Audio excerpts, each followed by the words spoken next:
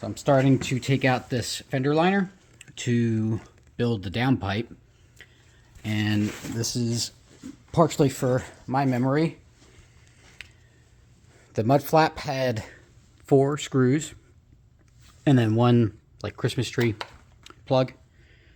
Those were all, what is that? That is 7 mil.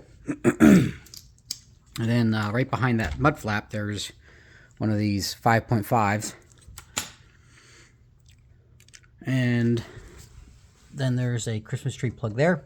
I don't think there's anything else on the bottom. In fact, that just fell out. Yeah, there's nothing else on the bottom. And then we followed up here. Looks like there's another fastener there. And right there. It looks like there's one in the front here at least, 2. And then one there and one there. These are larger. And those actually can be seen from inside the engine bay. So engine is in. I've got my accessory brackets on, test fitting the AC and the AC line. So we're getting into the meat and potatoes here of the swap information.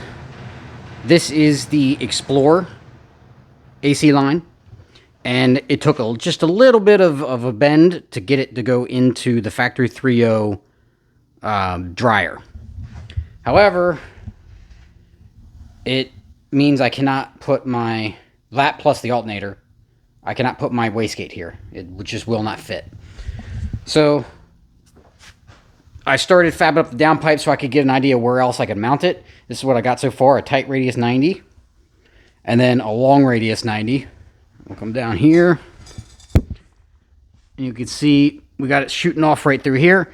So the next piece is going to be a 45 down, and it's going to meet with a long radius, probably a short radius and then a long radius to get to like a normal catback scenario. So this is the area where I think the wastegate's going to end up going and then dump into the side of the downpipe here.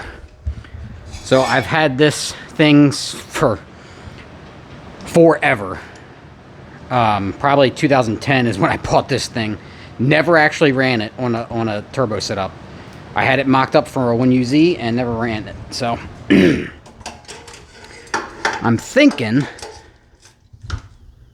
right there, come off the little 45 turbo elbow and then aim it straight into, there we go, aim it straight into the downpipe, and there's just enough space there.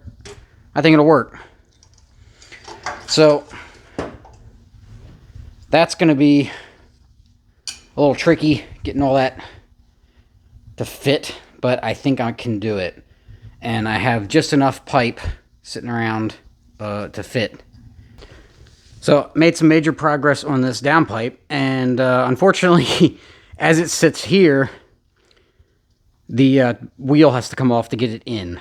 So that 45 and this 90 all sit on the far side of the frame, and where I've got it positioned, I'm gonna have to put a dent in this area right here, because there's a little bulge in the frame right there, and it just happens to lay right where that bend laid. Excuse me.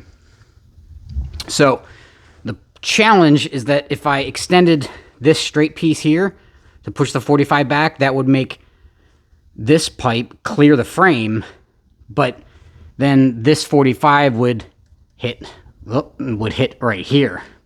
So the way that this cants out and the 45 here, I didn't have to cut this pipe back at all.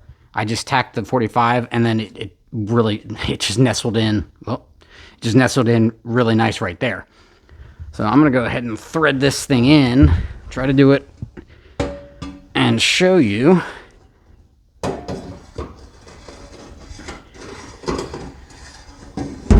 And then we've got, just clears the fender,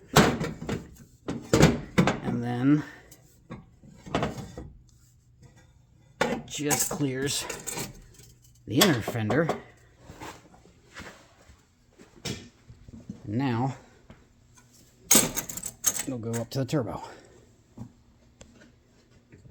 So I'm going to tighten this thing down and we'll come back and look at it. Okay, I just have the V-band snugged, so we still have a little bit of movement.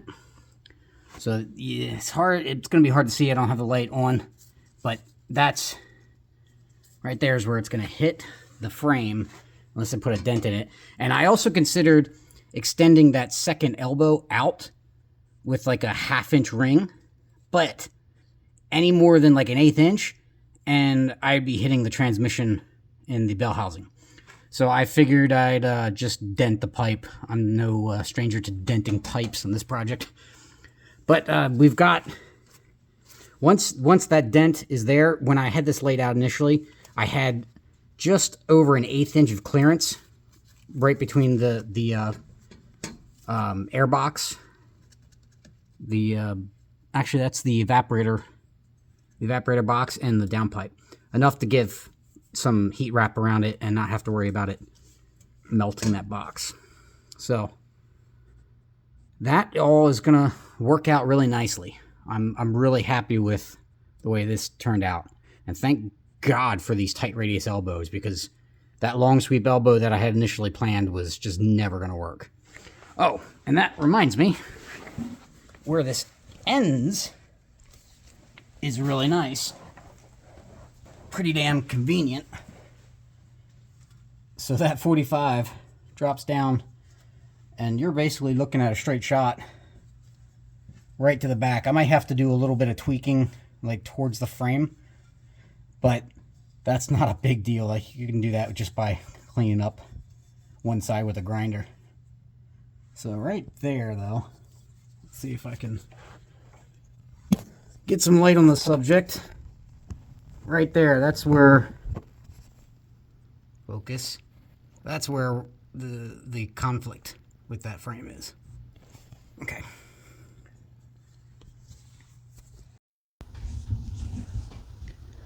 Working on the accessory drive today. I got a kit from Gates that came with a tensioner, lower idler, upper idler, and a belt, and it was a pretty decent deal on Rock Auto, so it turned out to be, I think, a couple bucks cheaper than trying to piecemeal it. I'm still waiting on a replacement alternator, but I went ahead and cleaned up the power steering pump, degreased it, hit the pulley with a little bit of paint just so it looks a little presentable. It's still drying. And also cleaned up the AC compressor. I didn't want to put a whole lot of effort into these two things because they're replaceable. So as soon as I get the AC compressor mocked up, I can finish up putting all these lines in. This is the Ford Explorer pressure power steering line, and it bends around the back there and then lands right where it should and threads right into the rack. I haven't tightened it down yet. I needed to get this guy on first, just so I could double check that routing. So I'm gonna knock that guy out, get the AC compressor on, and keep rolling.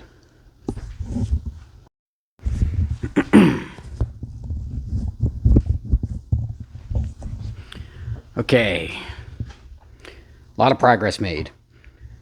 So I got the condenser in.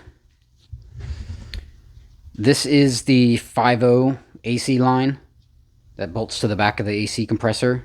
It bolts right up.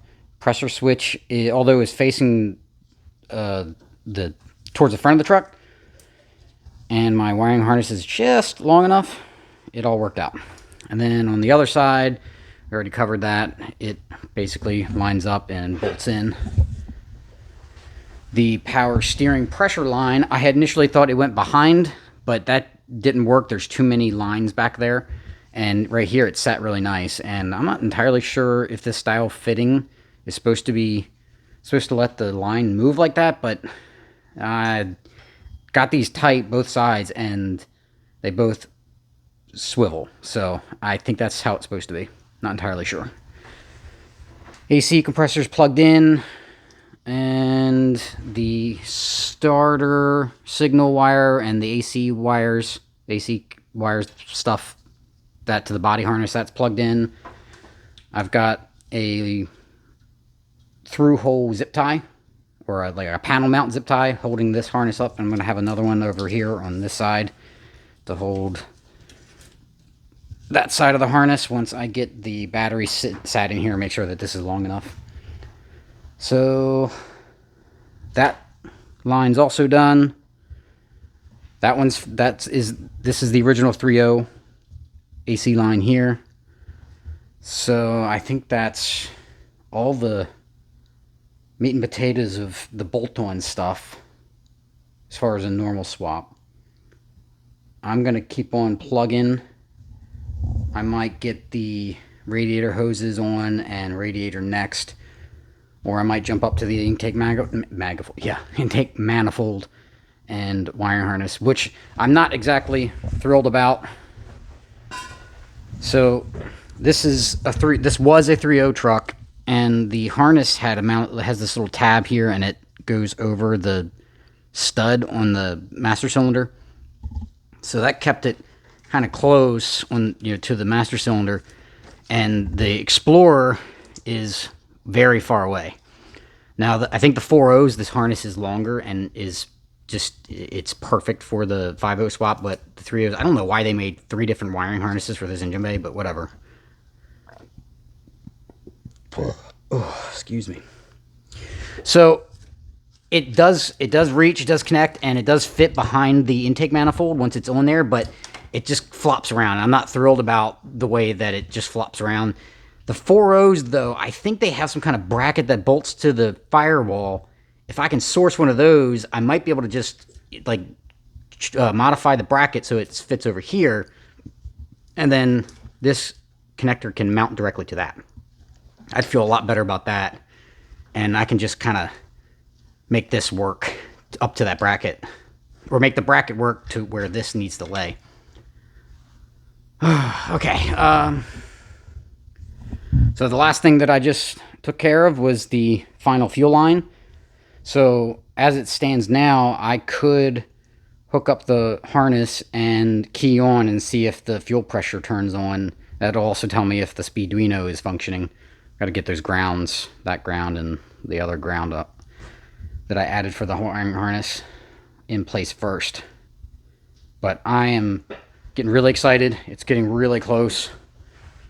Almost there.